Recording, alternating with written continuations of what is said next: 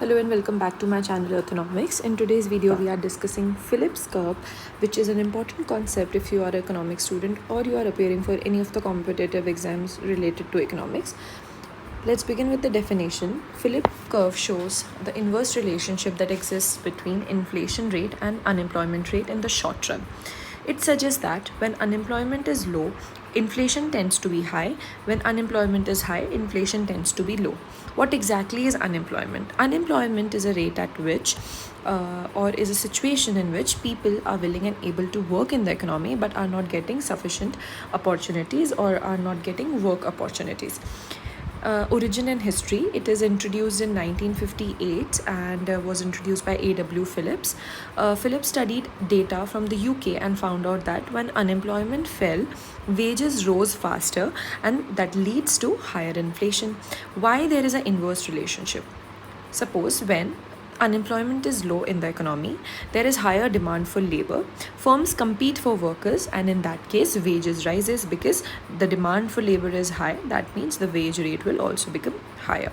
Higher wage rate leads to increased cost, that is cost of production. An increased cost of production will lead to higher prices, which will give rise to the situation of inflation. What is inflation? Higher rises of price in the market. So in this way, when low unemployment occurs, the demand for labor increases, wage rate increases due to the competition of workers or the competition of firms for the workers, and that leads to increased cost of production, which leads to higher prices and eventually inflation. In short run, there is a trade-off between inflation and unemployment. But when we talk about long run, according to Milton Friedman and Edmund, the curve becomes vertical to the x-axis because of the natural rate of unemployment, meaning there is no permanent trade-off between the unemployment and inflation exists. Now, let us see the limitations and the diagrammatic representation of Philip's curve. The limitations are breaks during stagflation, when both inflation and unemployment were high. So, in the situation of stagflation that occurs in 1970s, at that time, Philip's curve was invalid. Influenced by expectations of inflation and supply shocks. So, if there are supply side shocks, that will also influence the curvature of Philip's curve. Now, let us see the diagrammatic representation in short run as well as in long run.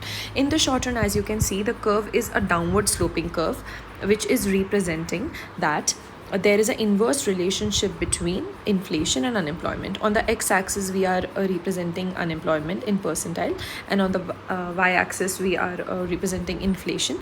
And these are the points at which both of them are, the coordinates are here, which represents that there is an inverse relationship. At point when you, if you can see that when unemployment is increasing, that is from 3% to 8%, you can see a steep reduction in inflation rate, that is from P2 to P1, that is from 6% to 2%. So at point C, it represents that when unemployment increases, the inflation rate reduces and vice versa. But this green line represents the long run Philip curve, which shows the vertical nature of the Philip curve due to natural rate of unemployment, and there is no trade-off between inflation and unemployment. What is natural rate of unemployment? Just understand that it is the level of unemployment that exists when the economy is considered to be fully employed. That means the full potential, or there is the optimum utilization of all the resources, and they are fully employed, but still unemployment exists in the economy. In that case, Philip's curve will be straight line parallel to the y-axis. So yeah, this is all about Philip's curve and the explanation of it. If you have any doubts, you can comment down below in the comment section and we'll clear it out. If you like the video, please subscribe to the channel, and thanks for watching.